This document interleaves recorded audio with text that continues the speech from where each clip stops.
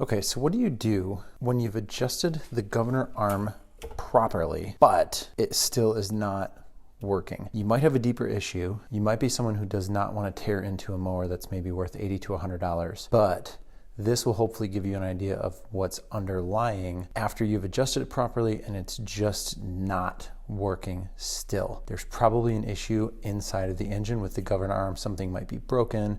All right, guys, quick disclaimer. I will say for most of you, this is probably not the video that you want. This is probably not the video that's gonna provide you the answer that you're looking for, so I just wanna verbalize that. I would still encourage you to come back and watch this video maybe at a later time, maybe later tonight or tomorrow. Your problem probably isn't what's in this video. This is more of the anomaly rather than the more common problem. So anyways, I know how frustrated you can be in your position when you're scrambling through and you're trying to find the right video and you're not having good success. So I just wanted to state this out right up front, right in the beginning. This is probably not going to be the video that gives you the answers that you're looking for. Again, I'd still encourage you to come back and watch this video later because it is kind of like a surgical, in-depth look at the internal components of how a governor works. Just wanted to be up front so that way I want to value everybody's time. I didn't want to waste anybody's precious research time that they're trying to find. So anytime I start this, I'm going to do my best to hold the camera and to pull it.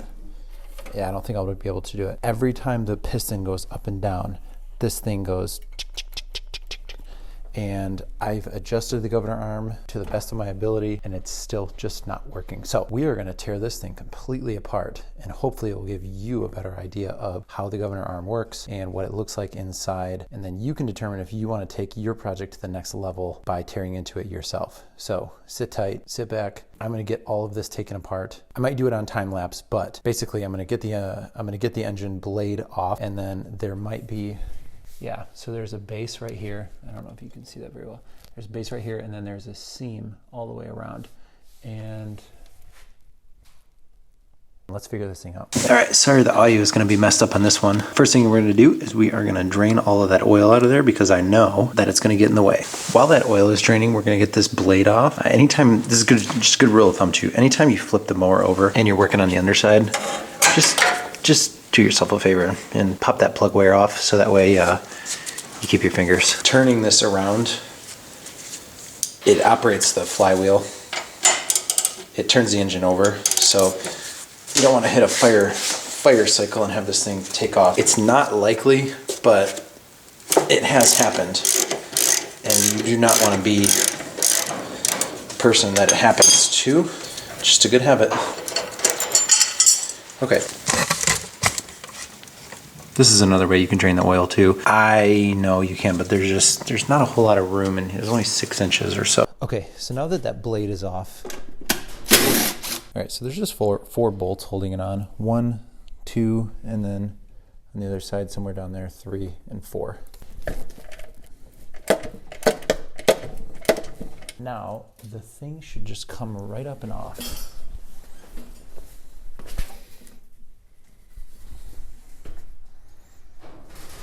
All right, we got it up off the mower. There are 1, 2, 3, 4, 5, 6 bolts holding that base onto the block. There's probably a gasket in there.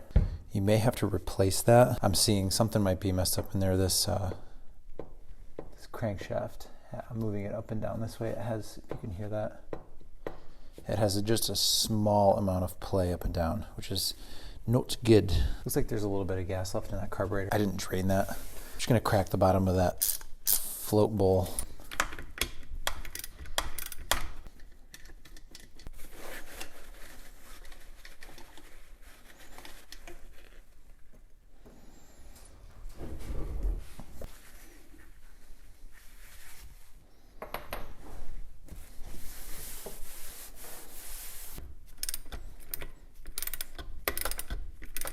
All right, all 6 of those bolts, they're 3/8. So we're gonna crack all those loose.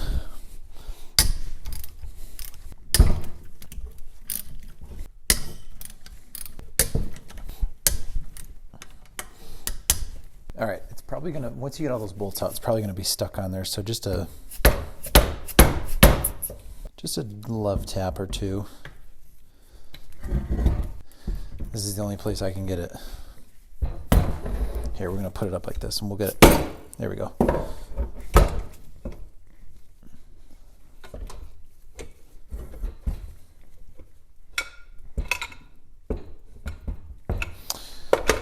little bit of oil might come out, that's okay.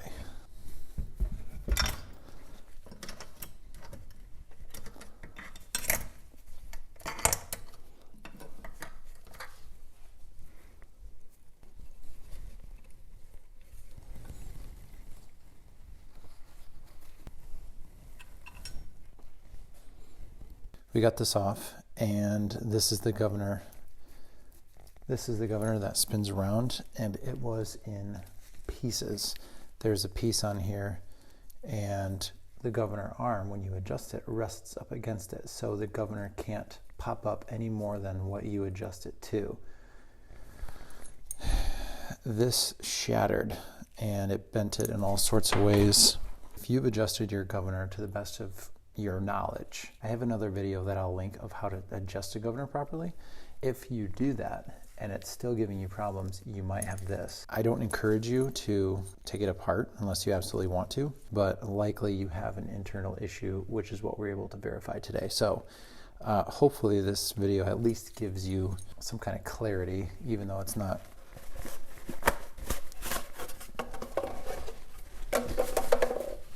the ideal situation that you want to be in.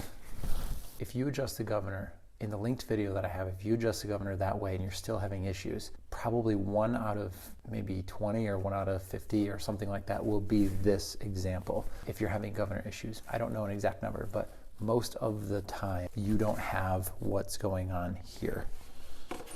You might, but if you adjust it properly and you're still having issues, there will be something else that we verified today. Good luck. Let me know in the comments if you have any questions. Peace out.